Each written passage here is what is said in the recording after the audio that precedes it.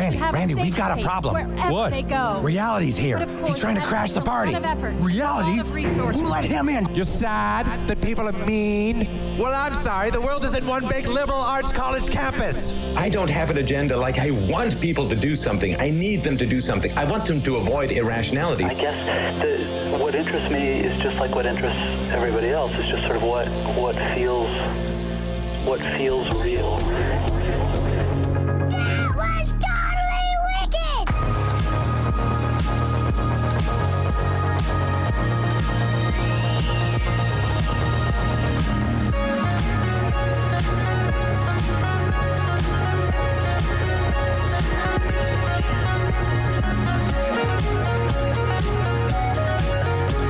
Good morning, ladies and gentlemen.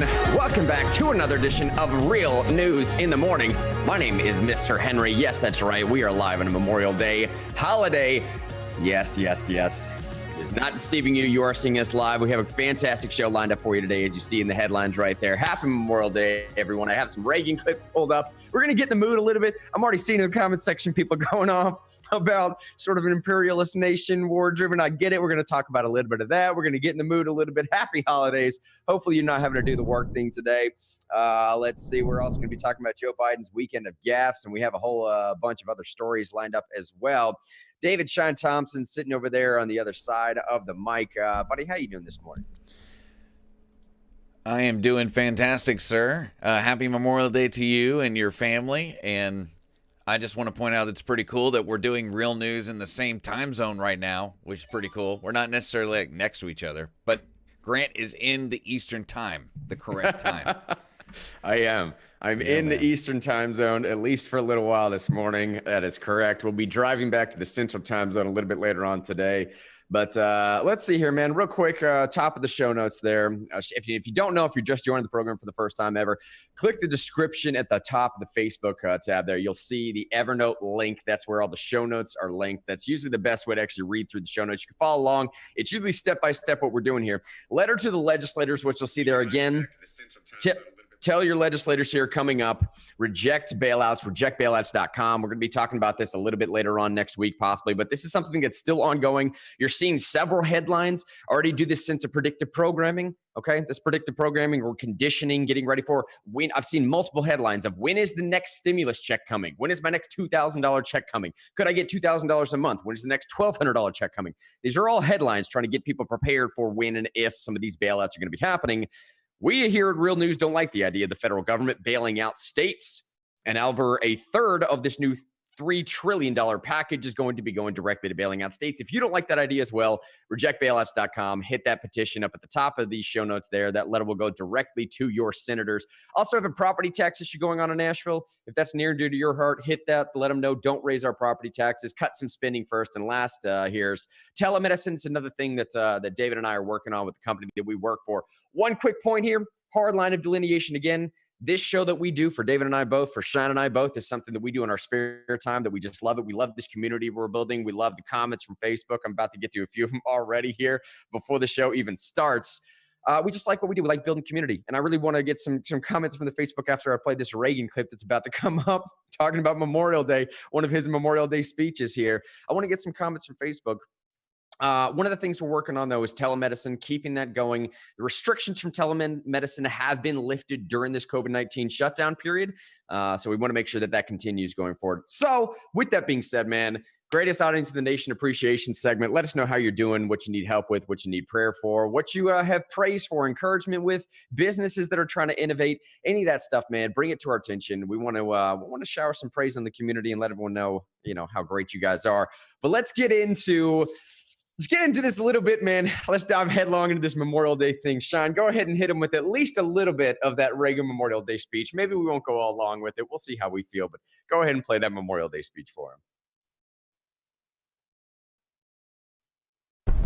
If we look to the answer as to why for so many years we achieved so much, prospered as no other people on earth, it was because here in this land, we unleashed the energy and individual genius of man to a greater extent than has ever been done before. Freedom and the dignity of the individual have been more available and assured here than in any other place on earth. The price for this freedom at times has been high, but we have never been unwilling to pay that price. Those who say that we're in a time when there are no heroes, they just don't know where to look. The sloping hills of Arlington National Cemetery, with its row upon row of simple white markers bearing crosses or stars of David, they add up to only a tiny fraction of the price that has been paid for our freedom. Each one of those markers is a monument to the kind of hero I spoke of earlier. Their lives ended in places called Belleau Wood, the Argonne, Omaha Beach, Salerno, and halfway around the world on Guadalcanal, Tarawa, Pork Chop Hill, the Chosin Reservoir, and in 100 rice paddies and jungles of a place called Vietnam. Under one such marker lies a young man, Martin Treptow, who left his job in a small-town barber shop in 1917 to go to France with the famed Rainbow Division. There on the Western Front, he was killed trying to carry a message between battalions under heavy artillery fire. We're told that on his body was found a diary. On the flyleaf, under the heading, My Pledge, he had written these words: America must win this war. Therefore I will work, I will save, I will sacrifice, I will endure. I will fight cheerfully and do my utmost as if the issue of the whole struggle depended on me alone. We must realize that no arsenal or no weapon in the arsenals of the world is so formidable as the will and moral courage of free men and women. It is a weapon our adversaries in today's world do not have. It is a weapon that we as Americans do have. Let that be understood by those who practice terrorism and prey upon their neighbors. As for the enemies of freedom, those who are potential adversaries, they will be reminded that peace is the highest aspiration of the American people. We will negotiate for it, sacrifice for it. We will not surrender for it now or ever. We are Americans. Hey, listen, I'm telling you right now, all right? Just keep some of this stuff in mind as we're going through today. Right? Regardless of how you feel about America, regardless of how you feel about, what some could be deemed already. I'm seeing in the comments section a little bit of this sort of imperialist stance. I get it, okay? You know where I fall on this. You know where Real News falls on this. You know where we come from on sort of non-interventionist policies, and I get that.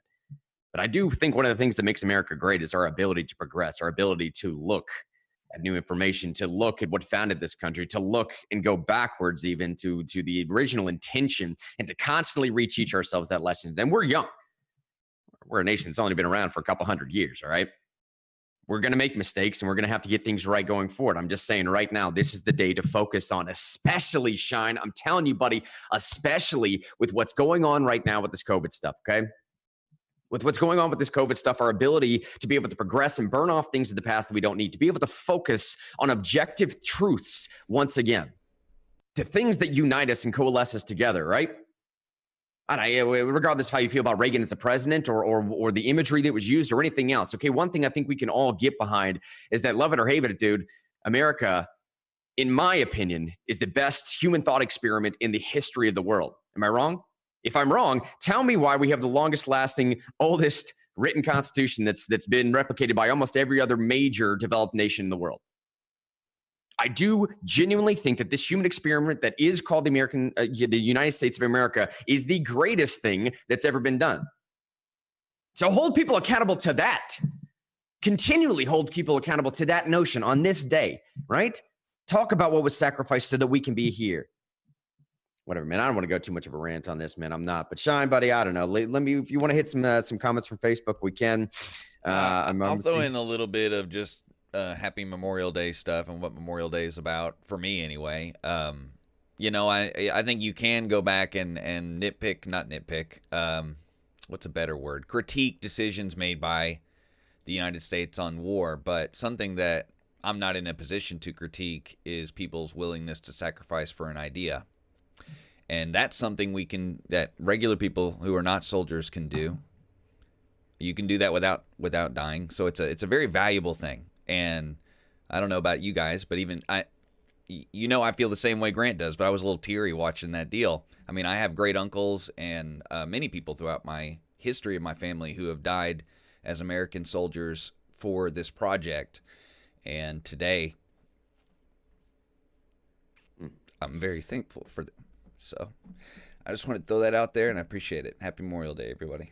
Hey, man. And I'm telling you, as we're, hearing some of these numbers going through, headline that we're seeing right now, News Channel 5, it's at the top of the show notes as well, as we see Tennessee Department of Health is now reporting 356 new COVID-19 cases as of yesterday, bringing the total to 20,145. This is what I'm saying, y'all. From the very beginning, when we started this whole thing in Real News Up Again, the purpose of it was to develop a community to be able to get through some of this together, right? To be able to rely upon one another in the way that Americans always have.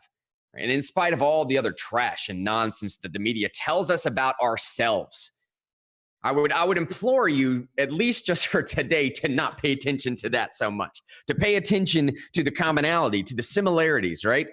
To what we can get together through each other. And when state officials, again, back to the story, saying that 336 people have died from the virus, 12,837 have contracted it and have recovered. Focus on the positivity of those that recover. Be safe. I bring this story up again on Memorial Day as everyone is traveling around, as we're meant to remember things of the past, remember the things that brought us together, but we're also reopening. We're also going into a phase where we need to be safe about this again. In the metro area out here in Nashville, public health departments officials have confirmed a total of 4,731 COVID-19 cases in this Nashville, Davidson County, an increase of 48 in the past 24 hours. Now, no additional deaths were reported.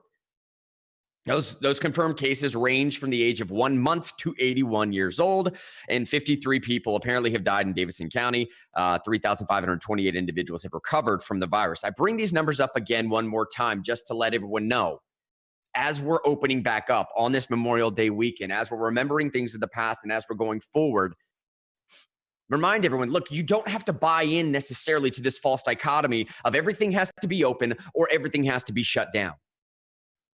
As we're getting back to normalcy, and I hate this term of new normal. I cannot tell you, and I very rarely use that word hate. Shine knows, Real News audience knows, I very, very rarely use that word hate, but I hate this term of the new normal. It's not because I'm trying to shirk up progression, or because I don't know, conservatism doesn't allow me to move forward. It's nothing about that. It just seems to be an oxymoron on its face. And it seems to be a little bit of conditioning going on to whatever I'm being told by either government entity or media or somebody else that I should just accept and go with. And again, I'm saying on this Memorial Day, in the experiment, the greatest experiment in all of human history, that experiment being buying into individualism, buying into voluntarism, buying into respecting your fellow man, because the inherent rights that we have do not come from government. Several of our founding fathers didn't want a Bill of Rights because I thought we didn't need it, because those rights come from something greater than ourselves. They come from something greater than our collective consciousness or even our collective social contract theory. In their minds, they come from a higher entity, one that cannot nor should ever be checked by another human being. So when I hear a little bit of this stuff, man, of us getting back to this new normal, somebody else telling me what the new normal is, that has already been spoken. It's already been said and done. Normal has already been given to me by my simple existence alone. You hear where I'm coming from? If, however, you don't feel comfortable getting back out, you don't need to. You don't have to. If your job is not requiring you to get out, then you can stay at home. That's just fine. You can protect yourself. And that's what I would argue that you do. We do not have to buy into this false dichotomy of either everything being open or everything being shut down. There is a way to do this safely and reasonably. Because I genuinely believe, again, man, at the bottom of all this, we are a nation of reasonable individuals that have constantly dealt with controversy all the time. Now I'm throwing Sean a little bit on the spot here, man. Sean, I apologize for doing this for you, buddy, but he's the program guy. He knows what best looks best as far as program managing is concerned.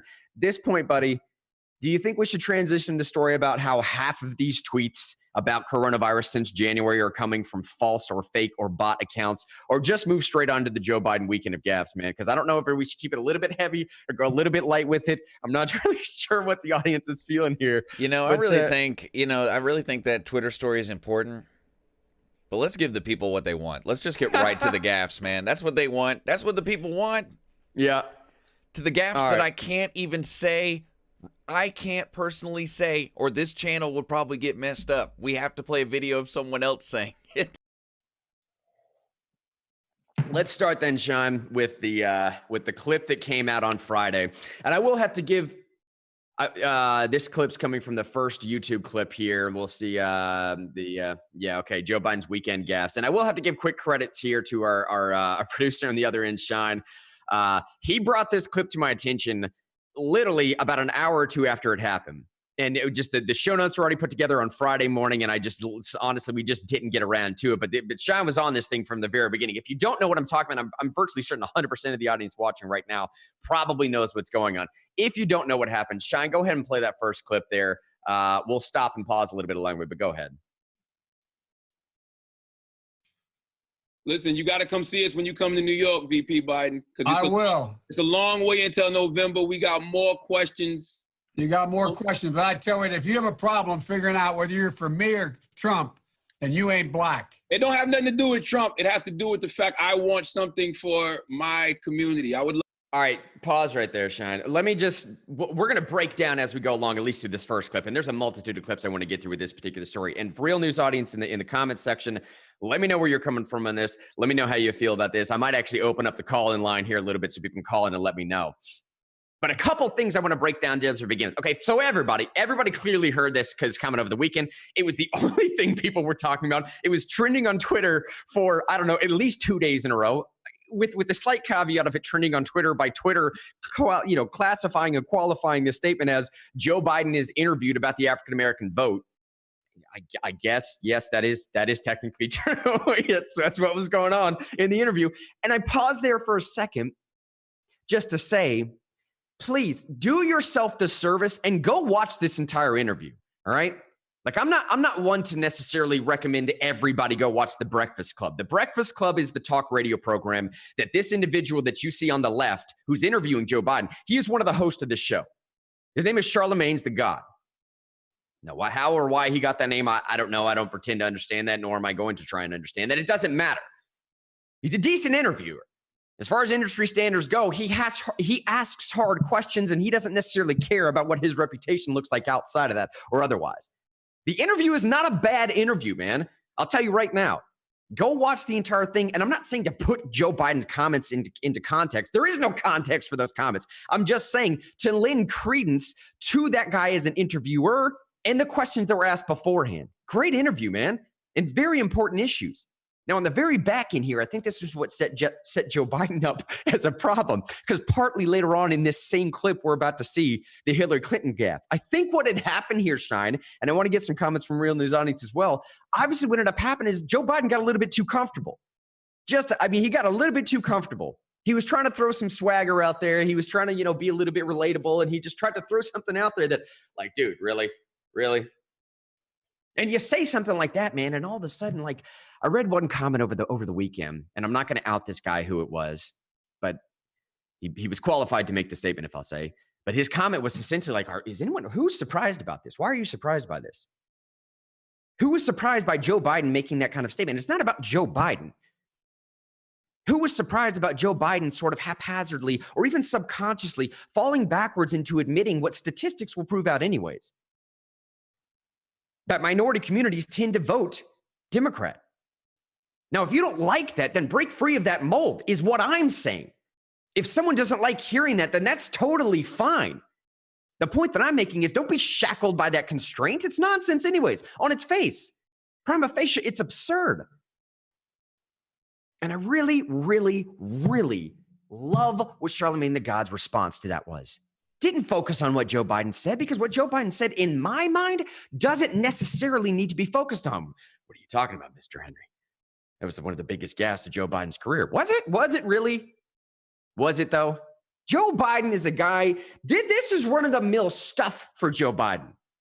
This is status quo. This is standard, man. This didn't shock me any more than the last time he says they're going to put y'all back in chains. This didn't shock me any more than the last time he talked about some child rubbing up on his legs in a pool. This didn't shock me any more than the last time he said that poor kids can perform just as well as white kids. This is fairly standard stuff from Joe Biden. So if you don't like Joe Biden coming out of his mouth, then fine, focus on the substance of why he said that.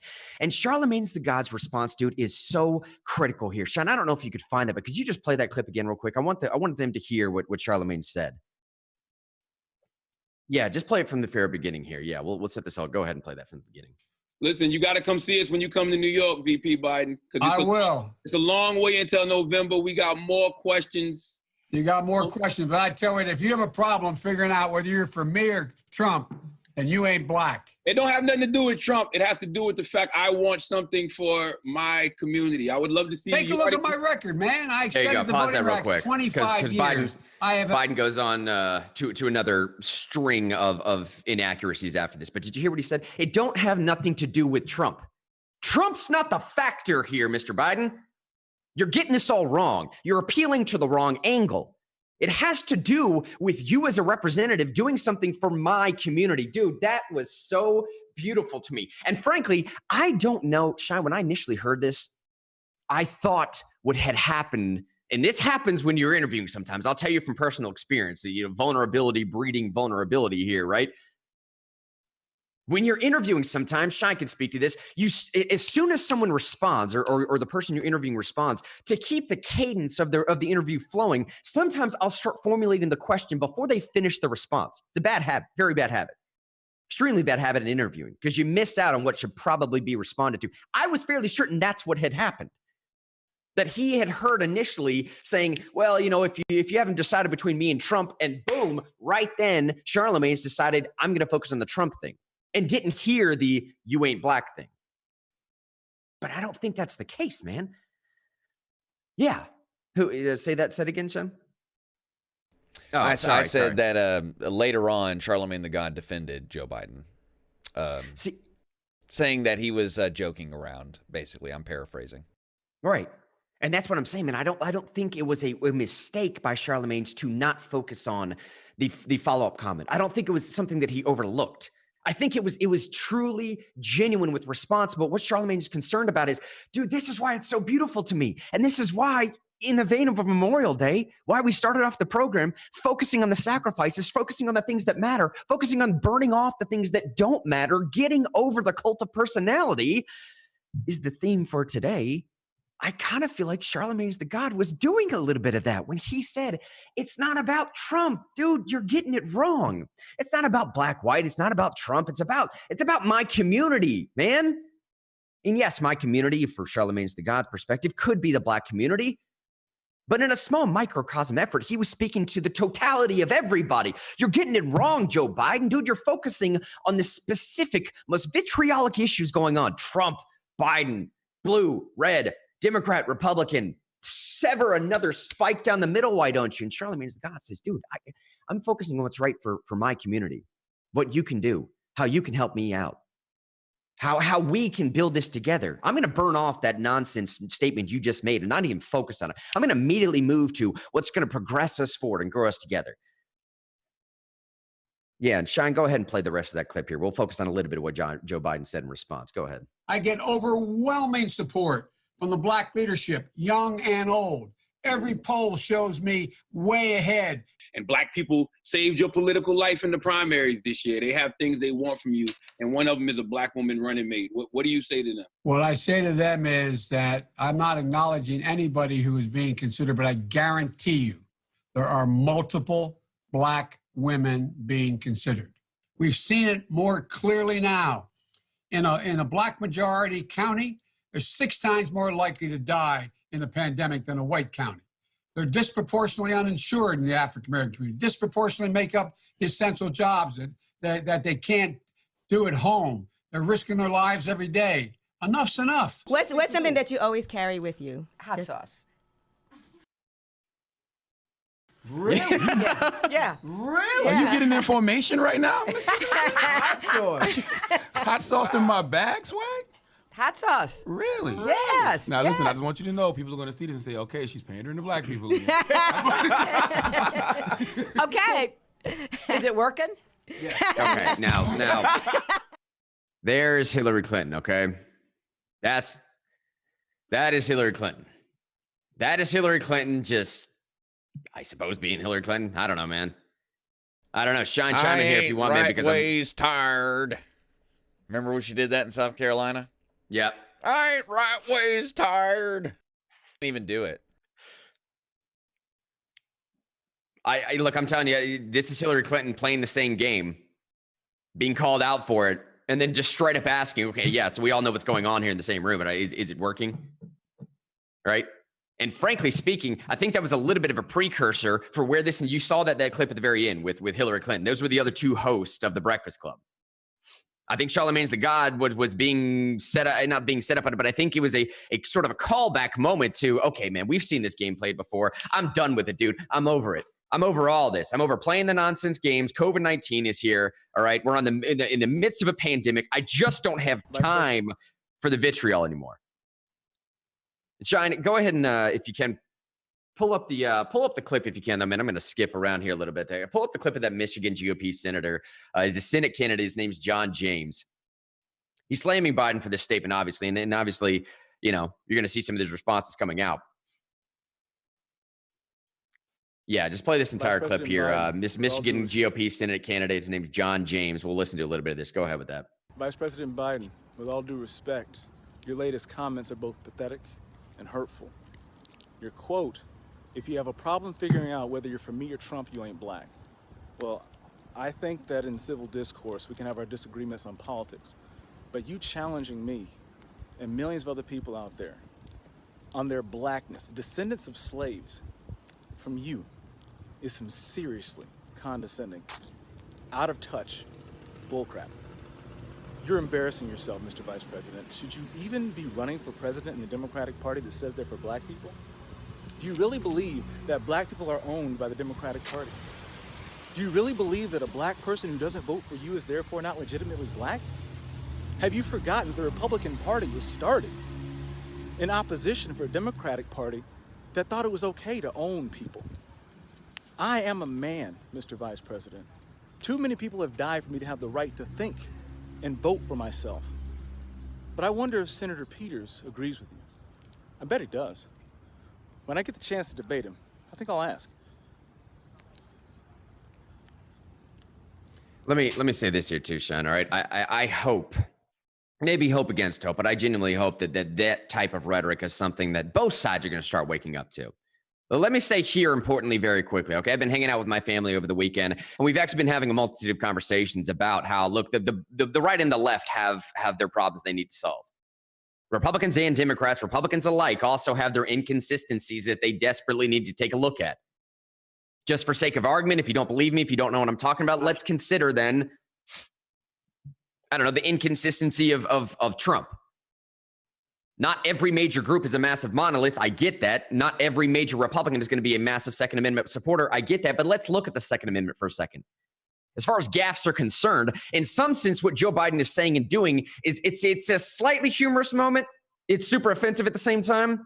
But I mean, the grand scheme of things, aside from making fun of Joe Biden, let me be for real here. What is that really going to do? I mean, as far as legislation is concerned, as far as policy is concerned, making this type of public statement gaffe, I mean, it's going to frustrate people, yes.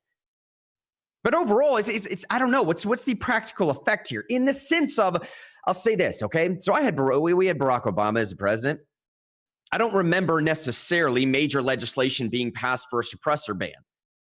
Barack Obama was president. I don't remember necessarily major legislation being passed for a bump stock ban. And that could happen. I may just be misremembering. Please, in the comment section, let me know. And Shine, by the way, too, if we got any comments coming up here in the comment section that we should be able to be looking at, let me know, too. And I don't remember pertaining to the Second Amendment as well. I don't remember under Barack Obama there being red flag laws being imposed. Now, again, I may be wrong. Please correct me and tell me if I'm wrong in the Real News Facebook section. We'll get to those comments. But the point I'm making is If you're a Second Amendment supporter, arguably the vast majority of Republicans are, and arguably the overwhelming percentage of Second Amendment supporters are also Republicans. If you're a Second Amendment supporter, then all the things I just mentioned, Donald Trump did and or supported. We have a suppressor ban, or at least conversation of one, or legislation being thrown around. Bump stock bans, red flag laws. These are all conversations that Donald Trump brought up. So look, I'm just trying to be balanced a little bit here. I'm trying to be fair a little bit. When Joe Biden makes some of these gaffes, yes, they are certainly gaffes, but we as Republicans, I got a bad habit of that, by the way, y'all. I shouldn't say we, because frankly, I'm not even sure where I lean politically sometimes. Republicans in general need to be honest about the idea. They need to be honest about the idea sometimes that, hey, we're getting it wrong too. We're not exactly consistent. But what you heard this guy just say a second ago, the GOP Senate candidate, John James out of Michigan here, I'm really hoping that both sides pick up on his rhetoric a little bit, because the rhetoric to me screams of this idea of like, dude, recognize me. Just look at me over here. I am not a part of that community just because I look like I'm a part of that community. I am not a part of this community necessarily simply because one ideology necessarily defines me as that part of that community. It's a convoluted way to put that. What I mean by that is, man, it's just like, it seems like for a long time, leftist ideology of focusing so much on individualism has become so overwhelming that that's all you are. Your identification, and maybe that's a better way to put it, focusing so long on identity. Your identification apparently is the only thing that you're comprised of. What you define yourself as, what you label yourself as, what you present yourself as. And dude, I'm walking around extras. Let's be for real. If you label yourself as any part of the LGBT community, as any part of a marginalized minority community, that's the only thing you are apparently. And I think that's the real frustration, and what's really letting people down out of some of this gaffes that happened over the weekend is like, nah, I'm obviously more than that. Clearly, I'm more than that. I'm absolutely an individual. Again, Memorial Day theme here, going back to voluntarism. I make up something much, much more than that. And here's where I want to have a little experiment with the Real News audience. This is coming from a clip over the weekend where Joe Biden said one of two things. Either he will be Joe Biden or he will beat Joe Biden. China's that clip that's right underneath the Joe Biden apology there. We'll play this entire clip here in a minute. And I'm just wondering, look, is my own personal bias, is that leading me towards something there? You all remember a little while back, they had this audio clip going around of whether you heard Yanni or Laurel being played. And each different person, for some reason, the way it hit the ear, I don't pretend to understand the neuroscience behind it. We'll just go ahead and play the clip. Tell me what you hear here. Do you hear Joe Biden responding saying, I will beat Joe Biden or I will be Joe Biden? Are you prepared now to say you're going to govern as a progressive and enact programs in the mold of Sanders and Warren? And if so, what does that say to either moderate Democrats or independents or even some Republicans dissatisfied with President Trump? I'm prepared to say that I have a record of over 40 years and that I'm going to beat Joe Biden. Look at my record. All right, so what did y'all hear there? Yanni or Laurel, did you hear I will be Joe Biden or I will beat Joe Biden? Right? I can only speak for myself, but I heard I will beat Joe Biden. That's what I heard. I definitely heard a T in there, and I don't know what it was, but that's what I heard. And again, look, this is what I'm saying. A little bit of this is funny. A little bit of this, though, is, I don't know, man. Is there a mental acuity test that needs to be done here? Is he saying I will be or I will beat Joe Biden? And importantly, again, I go back to one more time, is Sean, pull up that next Twitter clip here in just a second. We'll get that ready for the audience. Because importantly, one more time, these gaffes these gaffes of the weekend are not just, they're Joe Biden making verbal missteps, okay? And then again, that's humorous. It's fun to talk about. It's funny. But some of these gaffes that he's making involve major policy decisions and major policy discussions.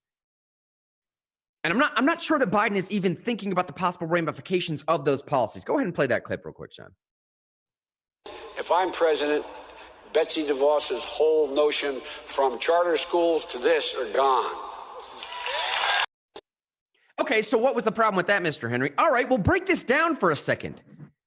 If this is just Joe Biden speaking off the cuff a little bit, look, I'm saying if this is another public gaffe moment, that's fine. If it's humorous, we can laugh about that. But something like this, now I have to step back and question. And I'm starting to understand a little bit where someone like my brother comes in and says, this is the problem I have with President Trump. I can never understand where he's coming from. Now, there may be a purpose behind why Trump's doing there. There may be a purpose behind his trolling. But with someone like Biden, I have to step back and question, dude, was this a misstep? Or is this your actual policy? Because if your policy is to shut down everything that Betsy DeVos stood for just because it was Betsy DeVos, and that also means shutting down charter schools, let's take a look at some of the charter schools then. And if you want to show it on the screen, Sean, you can definitely. It's the next Twitter link down there. This is coming from nces.gov. Race breakdown by charter schools compared to race breakdown by government. Hispanics make up 33% of charter schools. Whites, Caucasians obviously make up 32%, and African Americans, blacks, whatever, it doesn't matter, black, whatever you want to call this here, make up 27%. Now, the comparative nature of government schools, again, 26% for Hispanic, 49% for white, 15% for black. So take what Joe Biden just said a second ago. Is that your policy decision, Joe Biden? Or is this just another gaffe? Is this simply because we're playing cult of personality games again and you're just trying to get back at Betsy DeVos? Because if that's the case, dude, it doesn't exactly fit with the Democrat narrative, right? I think this is, again, a little bit of what that previous clip was talking about. John James slammed Biden for a statement, Michigan GOP Senate candidate. I think this is a little bit of what John James is talking about. It's like, hold on, are you just saying it's Betsy DeVos? Because if that's what you're saying, man, the majority of people in charter schools are kind of the constituent base that you're trying to go after with a statement like that. Or one might be led to assume that the statement like that is trying to ingratiate yourself to a particular voting block. And that voting block clearly is not made up with the stats that we're showing right now. Now, I did see a statement a second ago saying from Albert Citizen coming from Facebook saying, Mr. Henry, it's a public statement, not on the record. He apologized and it's all good. That's how they played it since the Clintons. Kelly said, that's Hold what on, let me just throw out there to the audience. If you say something on a radio show that's live, you are on the record. That was on the record. Just because it wasn't on a press release, it wasn't happening off camera. When things happen off camera or on a telephone, people can say it's off the record.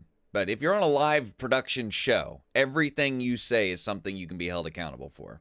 Just want to throw that out there. That's not true, Albert. It was on Kelly the record. said that's what I'm afraid of. Biden's an idiot. She said that's what I'm afraid of. Biden's an idiot. Daniel Snowden said Democrats are definitely against charter schools because the teachers union is very powerful in Democrat cities. Yeah, exactly. Well, sort of. And I only say sort of because I don't know, man. I'll use representative and look, by and large, 99.9% of the time what Daniel Snowden said on Facebook is exactly correct, being that Democrats are definitely against charter schools because the teachers union is very powerful. 100%.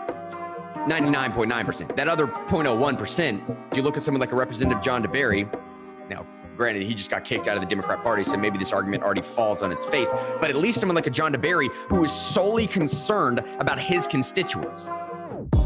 A great dude up there. I've had the pleasure of meeting him on a few occasions, had a couple meetings with him before. Like he's a very well-respected man, or was a very well-respected man, and still is. I'm just saying, like, he might not win election again because the Democrat Party in the state of Tennessee, for those that don't know, Representative John DeBerry is a Democrat representative out of the Memphis area here in the state of Tennessee. Not national representative, he's a state House member. He is not for any of that stuff. He is totally for free education, free choice education. And he is for charter schools. He is for voucher programs. He is for educational savings accounts like we just passed here in Tennessee last year, applies to the Nashville area and the Memphis area. He was one of the sole backers of this in the Democrat Party, primarily because he's looking out for his constituents. He's doing what's right for his people. He's understanding, man, forget this party line nonsense, dude. I'm gonna do what's right for my people that got me elected up here because that's the right thing to do. Are you kidding me? Yes, of course, he might have been looking at some of these statistics, but whatever he can do to give his community an advantage to better their lives, that's what he's going to do.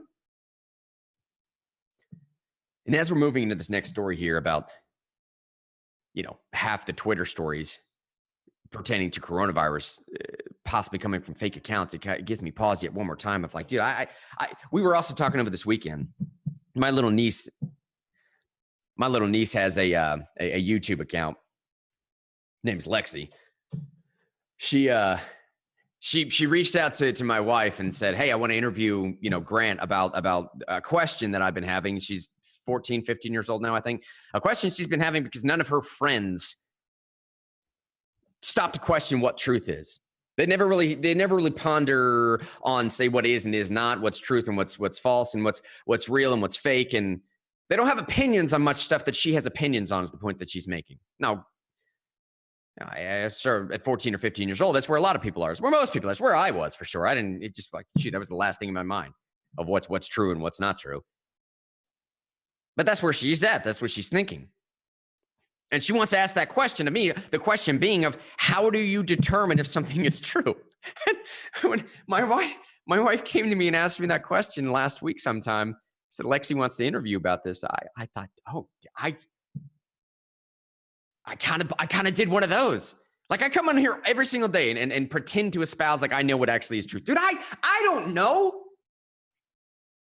I may have just lost the trust of the entire audience, but if I'm being completely real, dude, I genuinely sometimes do not know. And how do you know? In this world, how could you, right?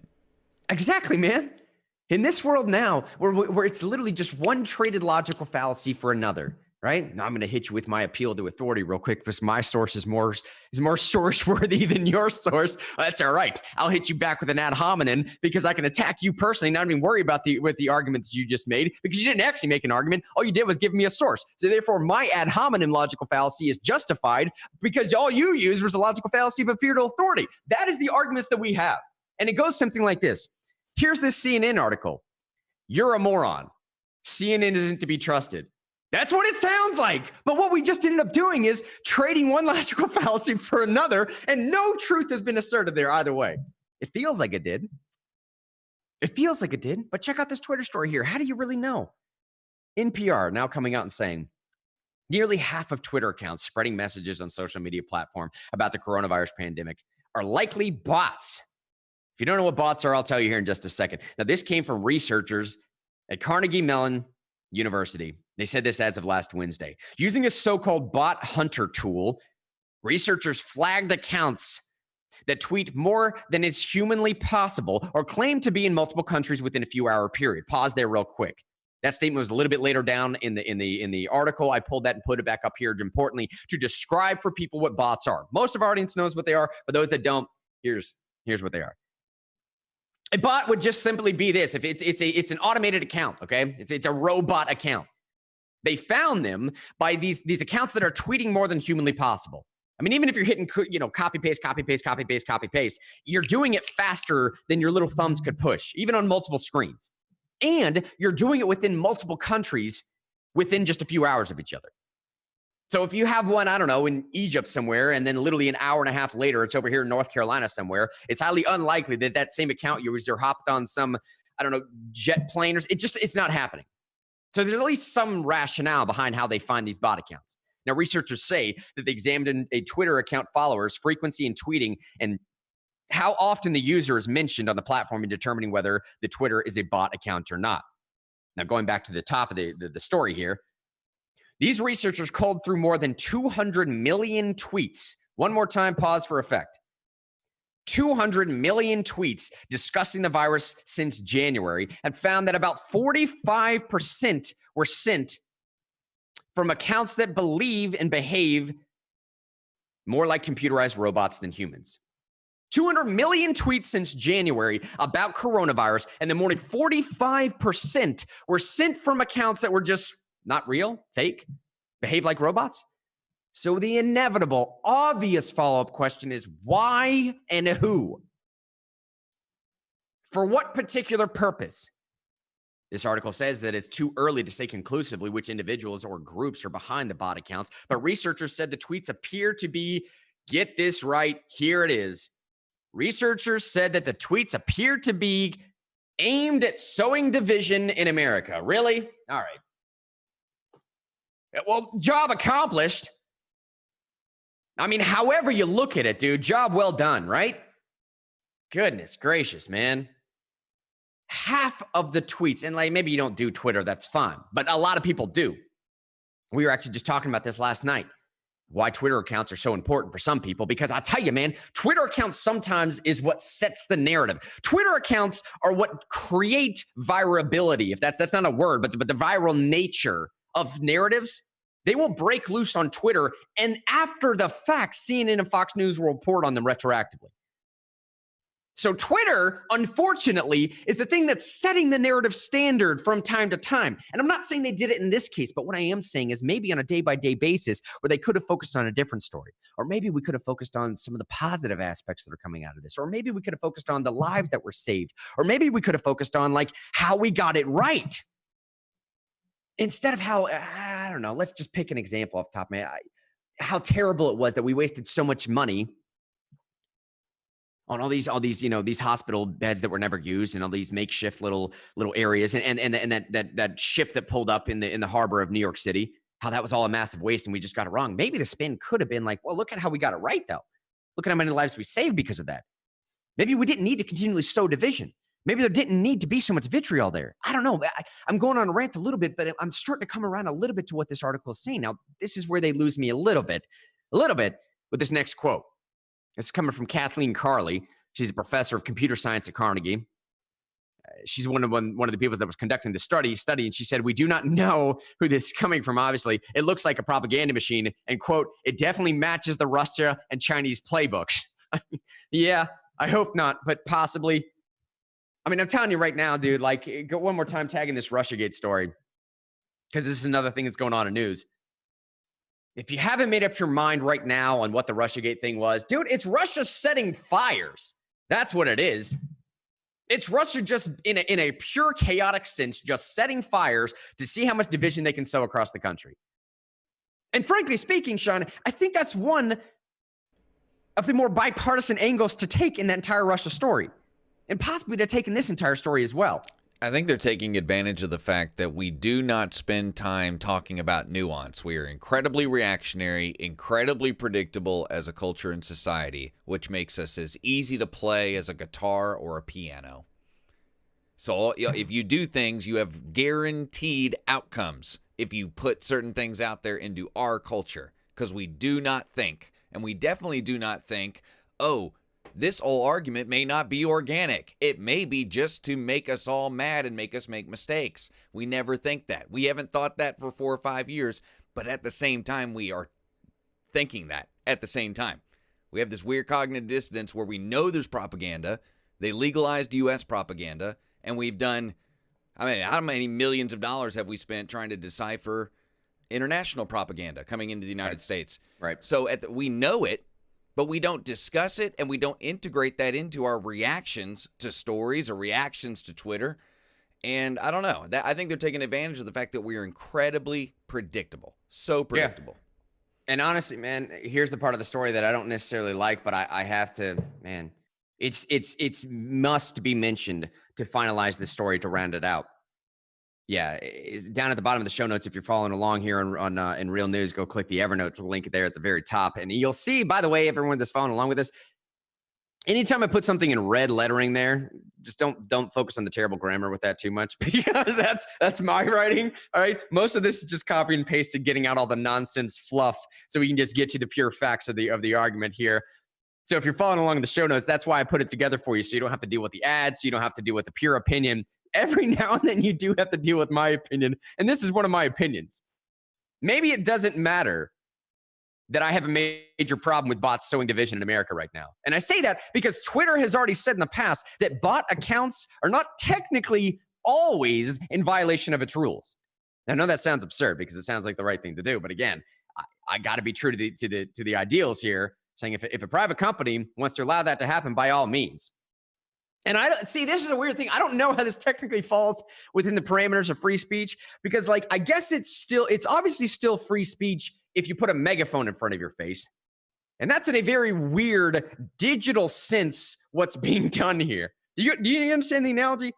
Like, I could stand out on the street corner, Alex Jones style, and just scream myself hoarse, or I could put a PA in front of myself with, I don't know how many decibels of power in front of it. And in a strange digital sense, maybe that's a terrible analogy, but it seems like this is what's doing. In response to these Carnegie findings, a Twitter spokesperson pointed to the company's previous statement, arguing that the term bot can be used to describe a wide range of behavior on the platform, not all of which is actually in violation of Twitter's rules.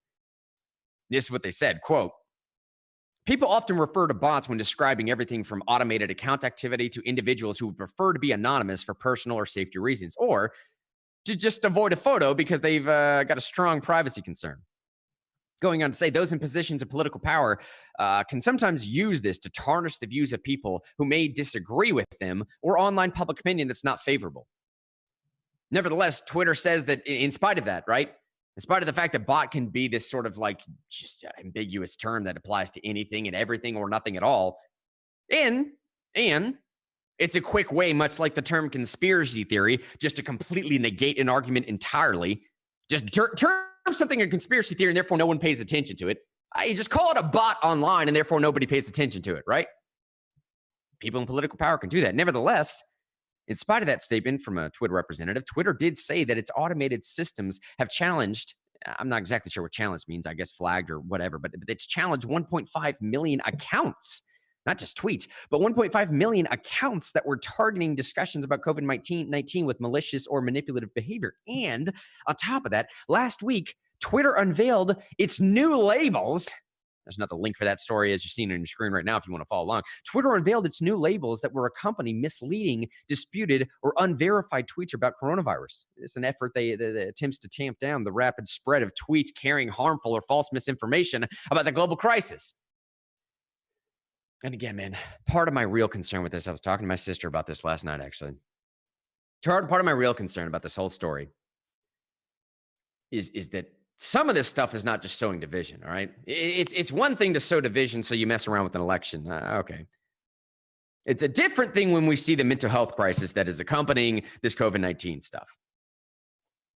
I mean, I don't have the stats in front of me. Maybe I should have pulled them up, but I hope the argument speaks for itself because you all have seen them as much as I do, man. The suicide rate in this country is absolutely flying right now. And I'm telling you, man, like some of this stuff, if this is true, that nearly half of these coronavirus-related tweets are bot accounts, and out of that half, who knows if they were just trying to sow division, man, but there's a lot of fear wrapped up in that. There's not a lot of fear.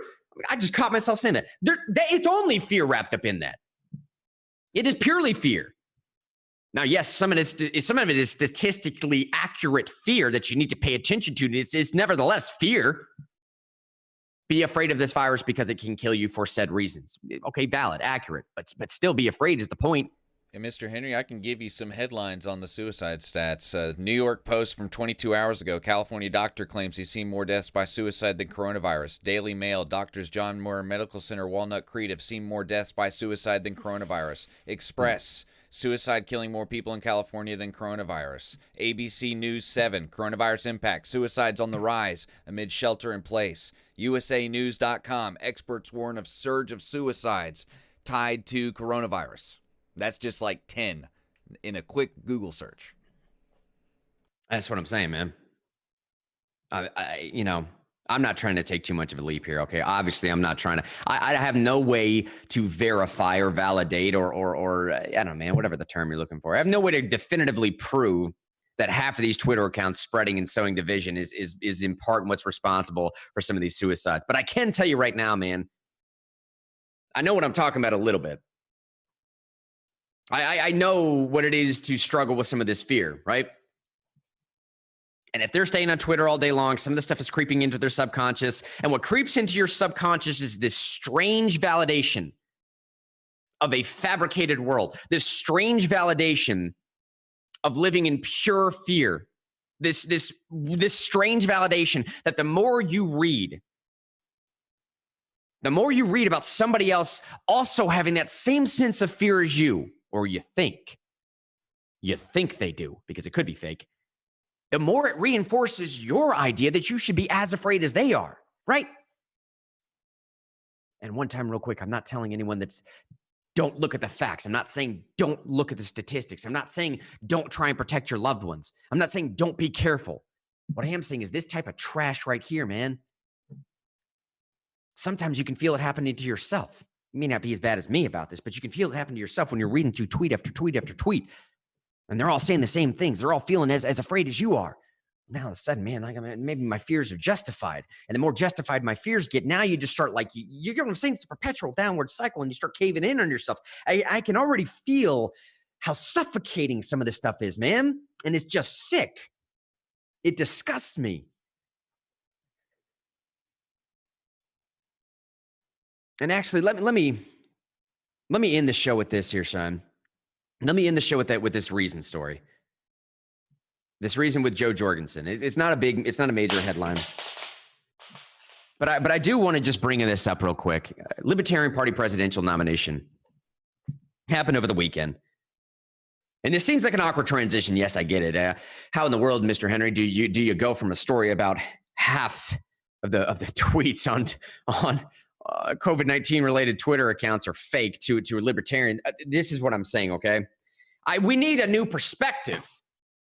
We need a new angle. We need something fresh, something lively, something different. And I'm not saying something different just for the sake of something different.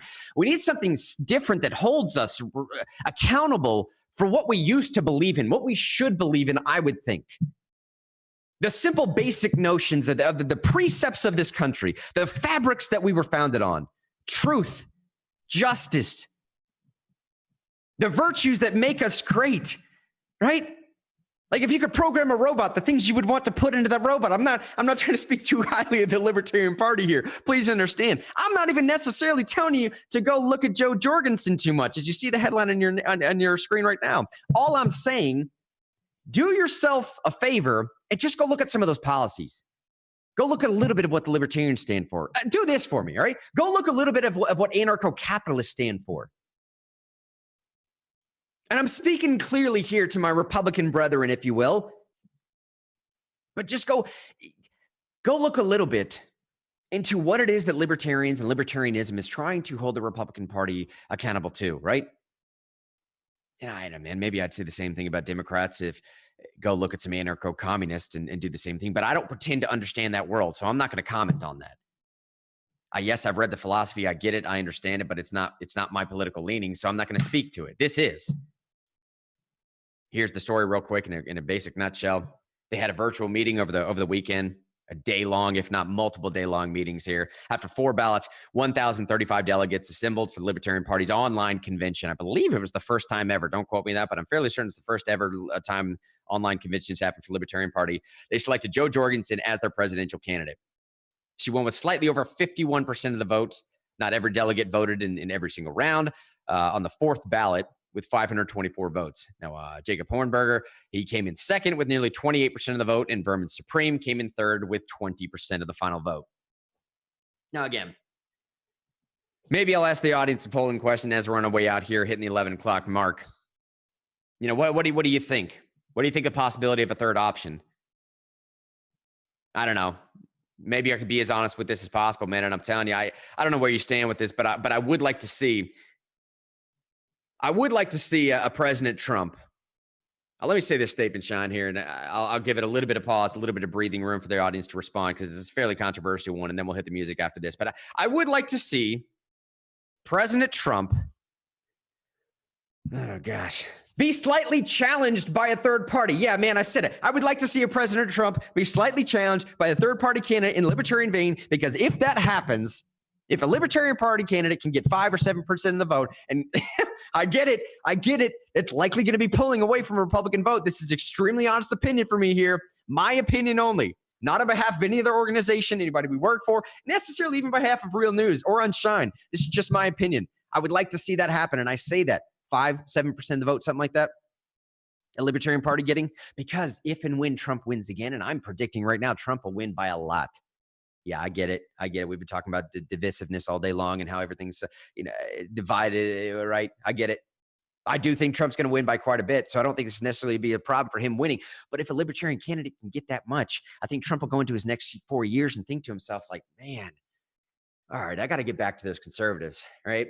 Like they just gave me a resounding note right there to pay attention to. If you pretend to like the Second Amendment, then don't just pretend, do something about it, right? If you pretend to be fiscally conservative, then don't just pretend, do something about it. I mean, all these ideas that have been coming around of what conservatism is, as we're getting the music ready, hitting the end of the show here, I'll leave that with the Real News audience. Let me know what you think.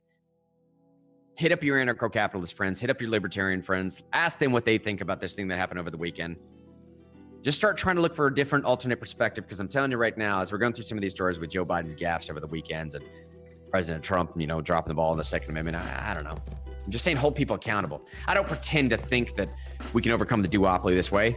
I will say this, though. Quick plug for tomorrow's show.